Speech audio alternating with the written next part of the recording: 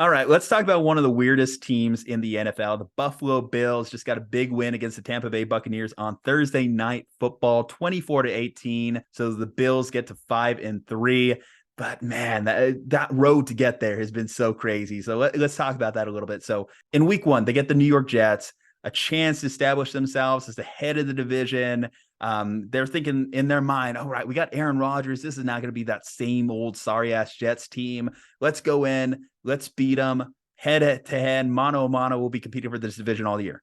And then Aaron Rodgers tears his Achilles. So insert Zach Wilson. And it's a game that it should have been a cakewalk. They should have won. With Zach Wilson at quarterback, they should have won. Okay. Then we go to week two. They got the Raiders. Week three, they got the Commanders. 2 dominant victories. Kick both those teams' asses, no problem. And we think they're rolling. Okay, they got their mojo back. They got their mojo back. In fact, they got their mojo back so much that they go against the Miami Dolphins, who literally put up 70 points, beat them, establish themselves. Okay, the Bills are back. Then they go to London, get beat by the Jaguars, a team that's going to be competing all year in the AFC conference. Then they go Sunday Night Football. They got the Giants. They barely escape with a victory in that one. And then they get killed by the New England Patriots, the worst team in the division, a team that we literally said a week ago on this podcast was the worst team in the league. They get beat by them, and not only do they get beat by them, but Mac Jones re-earns his name as Mac Jones. He doesn't look like McCorkle in that game. So that's where the Bills are. That's how they got here.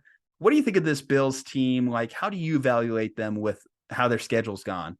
Are you worried about the Buffalo Bills? Because I'm not worried about the Buffalo Bills. I know what the Bills are at this point. They are 2-5 in the AFC, right? If Buffalo plays Baltimore in the playoffs, I have no idea what's going to happen in that game, and I feel like both teams have an equal chance of winning, right? Like that's kind of where my feeling is there. So I'm not worried about Buffalo. The thing that's just, might be disappointing or disheartening for Buffalo Bills fans is that I'm not worried about you. We just know for sure that you're not as good as last year. And last year, they didn't even make it to the AFC Championship game. I mean, they lost in the divisional round against Cincinnati. You've joked before about how I'm a person who is constantly like, I won't call teams a disappointment because expectations are all just kind of relative, and teams are kind of like making it to conference championships and being sustainably good is a success. And I told you, Buffalo was the biggest disappointment in any sport at all last year. Like that team last year was the most talented in the NFL, and they finished third in the AFC. That was a outright disappointment for the Buffalo Bills last year. And this year's team will not be as good as last year's Buffalo Bills team. Last year's team was better than Kansas City on paper, and it didn't matter at the end of it because Buffalo never got to play Kansas City. They lost at home to Cincinnati before ever getting there. So Buffalo is in a really precarious position this year. I'm not worried about them, but I understand why people who saw them at 4-3 with losses against the Jets, who probably won't make the playoffs, and the Patriots, who definitely won't make the playoffs, and a Jaguars team that might be getting close to surpassing them in the AFC hierarchy. Like, I understand why people were a little worried about the Bills before. I personally wasn't, but I understand why some people were. Here's what I'll tell you why I'm worried about the Bills. And I'm worried about the Bills not from the sense that they'll miss the playoffs, but I am worried about the Bills from the sense that I don't look at this team and think of them as title contenders right now, or true title contenders, because you mentioned, could Jacksonville have passed them in the AFC? That's entirely possible. Last year, going into the game against Cincinnati, I didn't know what I was expecting, but I wasn't expecting them to get their ass kicked in that game. A year removed from that shootout performance against the Kansas City Chiefs, where I thought they were closer to the Chiefs than the Bengals, I was disappointed in that game. So I feel as though when I look at this team, it just feels like they're continually trending in a downward direction. We know there was a lot of drama this offseason too between Stephon Diggs and the organization. Whether that drama was between him and Josh Allen is still kind of a loose mystery there. But if your number one wide receiver is not happy, they still haven't really fixed their running game. James Cook has looked a little bit better this season. Josh Allen, he's still making those like critical mistakes that you think about, like when it comes to playoff time, when it comes to the common phrase nut cutting time, of like, what do you got to do to win games in the playoffs? What Josh Allen does sometimes is just terrible decisions. And it oftentimes costs their team. I mentioned the Jets game earlier, right? The Jets game was there on a silver platter for them to win if Josh Allen just doesn't throw some of the asinine interceptions that he throws in that game. If he just literally takes a knee for the entirety of that game, does a little bit of water boy, keep Bobby Boucher off the field, then the Jets would have lost that game by the Bills just by their early scores alone, because Zach Wilson still didn't look great in that game at all. But no, he had to play a little hero ball. He had to play like MVP Josh Allen, or try to play like MVP Josh Allen, and he couldn't get it done. Now, in hindsight being 2020, that Jets defense still very good, but I still think that those were preventable interceptions by Josh Allen in that game. Well, it's funny that you said hindsight is 2020, because remember, the MVP season for Josh Allen was in 2020. And the thing that was so unique about Josh Allen that year was he's still putting up the same passing statistics. He's still throwing the same number of touchdowns, still a focal point of the offense. The Bills are actually averaging more points per game now than they were in the 2020 season. The difference is he didn't turn the ball over very much in 2020. And now he's turning the ball over a lot more. Josh Allen, since entering the league in 2018, has the most turnovers of any quarterback in all of the NFL. And that is a problem. Turnovers are incredibly, incredibly costly in the NFL. If people want to rail against analytics or numbers or whatever it might be, like, here's the analytic that everyone agrees to as a football fan and a football analyst. We were really undervaluing turnovers in the past. And in the modern NFL, turnovers are even more costly than they were in the previous NFL, because everyone's figured out the most important thing is to not turn the ball over on offense. Aaron Rodgers began that revolution, and it's kind of evolved ever since as we've gotten access to numbers and data points. And so Josh Allen turning the ball over is what plays Buffalo out of games at times, or at the very least makes it so a game like against Tampa, where they're supposed to win by 9.5 points on the spread, and a game that they were winning by 14 points going into the fourth quarter, ends up being what you call nut cutting time closer to the end, because he had a turnover that led to a touchdown, and now you've given the other team 7 points, or you're scrambling to the right and lateraling to a teammate across the line of scrimmage, and that teammate's not prepared to get the ball. So, like, yeah, stuff like that is a problem for Buffalo in that sense. And the other thing that I just want to touch on briefly that you mentioned is, like, you're worried about Buffalo in the sense that they aren't a legitimate Super Bowl contender, was something that you said. And I think that that's a twofold point, because Buffalo is not a Super Bowl contender in the AFC right now, but at the same time, there's no shame in we will probably lose a road playoff game at Kansas City, right? Like, there's no shame in that at this point. Buffalo's defense, which is their strong suit, is ranked 9th in the league right now. Kansas City's defense is ranked 7th in the league. Like, Kansas City's defense, the thing that's not as good as their greatest offense in NFL history, is currently better than Buffalo's right now. So, like, there's no shame in saying they won't win a road playoff game against Kansas City, but they might not get to that road playoff game in Kansas City because they're going to get their brakes beat off them by Jacksonville in a playoff game. See, that's just one of those things that, like, you crush a football guy's heart when you say there's no shame in losing. There is shame in losing. There is shame for this Bills team in losing playoff games to that Kansas City Chiefs team, because 2 years ago, again, they feel as though they should have beat that Kansas City team. So to say that they're taking steps backwards is shameful. It's shameful by Brandon Beane, the general manager. You've mentioned it before. They haven't drafted Pro Bowlers on offense since Josh Allen. That is shameful. That is a problem. And whether that means that they should fire Brandon Beane or not, I don't know. But I tell you this, it's not good. It's not a good trend, because this league moves pretty quick. And you know the old phrase, you're either getting better or you're getting worse, but you're never staying the same.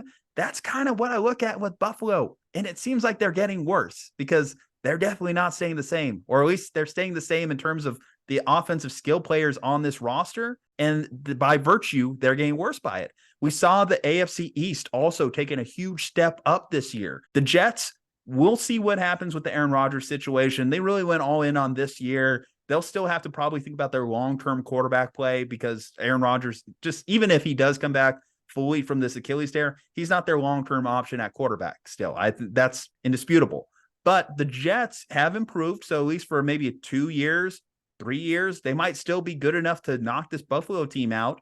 And then you look at the Dolphins, Mike McDaniels, he's a young guy. He's not going anywhere. Tua, still a young guy, still needs his extension, but still a young guy. They're not going anywhere. Hey, sign Tyreek Hill up for a few more years too. They're going to want to keep him around in Miami. New England is the biggest issue in that division in the sense that we think they're really bad, but at the same time, they just beat you. And they came up with a game plan that was great to beat you. And that tells you that even the easiest team in your division is not a cakewalk for you. So that's kind of why I look at Buffalo and I have legitimate concerns for them. Because here's the other thing too that's tough, because Josh Allen, the type of player he is, suggests a shorter prime. Like his prime is amazing. It's going to be very good. It's going to be elite. But we saw this with Cam Newton, right? Cam Newton had that 2015 MVP season, and then it looked like it hurt him to throw the ball after that because his body was so worn down. Josh Allen, we talk about him trying to run through defenders. Eventually, not today, maybe not tomorrow, maybe not next year, but there's going to be a major injury. And I don't wish it on the guy, but it's just going to happen. It's football. Ben Roethlisberger, it took him like over a decade to really get worn down by injuries, but once he did, it looked painful. It was hard to watch at the end. So Buffalo, they think that their prime is going to last as long as Josh Allen lasts. They think that they're going to be contenders as long as Josh Allen is on this team, but that may not be the case for them. They have to look in the mirror and think, okay, we need to maximize this window now because we're not guaranteed tomorrow, especially in this improving division with lots of young talent at coaching in this conference. Like think about the quarterback competition on a year in, year out basis. There's a lot of things that tell you that their window, their championship window, it's expiring if it's not already dead. Well, this is the fucked up part about this, right? They lost to the Jets in the first game of the season. They lost to the Patriots a couple weeks ago, and then they beat the Dolphins by 28 points. Like, that's the thing that makes no sense, right? They just dominated the Miami Dolphins in the game that they played at Buffalo. So this is why I think Buffalo's in that class where, like, look, they beat the brakes off the Dolphins. The Dolphins are a team they're probably going to see or have a good chance of seeing in the playoffs. And if they're not going to see Miami, they're probably going to see Baltimore or Jacksonville, right? And try telling me what's going to happen in the next Baltimore Raven game, right? Baltimore is just so unpredictable at this point.